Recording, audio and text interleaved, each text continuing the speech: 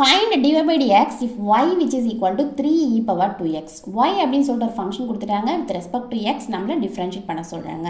So given எடுத்து கிளியராக எழுதியாச்சு. y which is equal to 3e power 2x. to find என்னது dy by dx. y அப்படின்ற ஃபங்க்ஷனை with respect to x நம்ம டிஃபரன்ஷியேட் பண்ண போகிறோம். இதில் என்ன ஃபார்முலா யூஸ் பண்ணியிருக்கோம் அப்படின்னு சொல்லி பார்த்தோம்னா e power x with respect to x differentiate பண்ணால் e power x தான். ஓகேவா?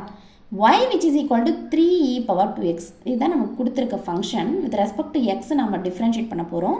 So y with respect to x differentiate பண்ணோம் அப்படின்னா dy by dx which is equal to இங்கே பாருங்கள் 3e power 2xன்னு இருக்குது.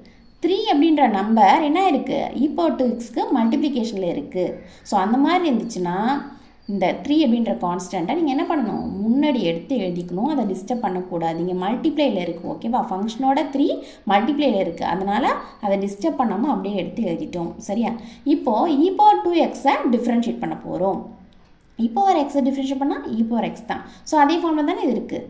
ஸோ அதனால் e power 2xஐ டிஃப்ரென்ஷியேட் பண்ணோன்னா e power 2x இன்டூ இதோட ஸ்டாப் பண்ணாமல் என்ன பண்ணணும், 2xஐ மறுபடியும் டிஃப்ரென்ஷியேட் பண்ணணும். ஸோ டிஃப்ரென்ஷியேட் பண்ணால் என்ன வரும், 2 தான் வரும் இல்லையா?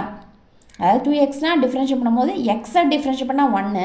ஸோ 2 into 1 2ன்னு கிடைக்கும் இல்லையா? அந்த 2 தான் இது. ஓகேவா?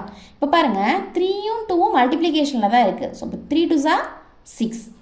ஓகேவா? அதான் நெக்ஸ்ட் ஸ்டெப்பில் எழுதியிருக்கோம். So dy by dx is equal to 6 into e power 2x. இந்த சம் கிளியராக புரியுதா?